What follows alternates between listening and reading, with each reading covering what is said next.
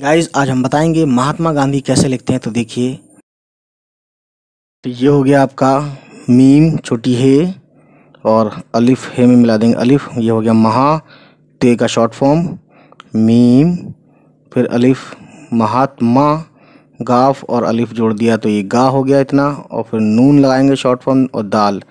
अब ये हो गया गांध और दाल और दो चश्मे में ध होता है, और उसके बाद इसी में हम छोटी ये जोड़ देंगे। देखिए अभी दिख नहीं रहा है, सॉरी फॉर दैट। ये हो गया महात्मा गांधी। एक बार और लिखते हैं गाइस, ठीक है, महात्मा गांधी। ओके, चलिए। आई होप गाइस वीडियो आपको पसंद आई हो, और अगर पसंद आई तो प्लीज़ हमारे चैनल को सब्सक्राइब कीजिएगा और उन तक पहुंचाइएगा जिनको इस वीडियो की ज़रूरत है और जिनको उर्दू पढ़ना लिखना सीखना है। चलिए फिर मिलते हैं आपसे, बाय बाय, टेक केयर।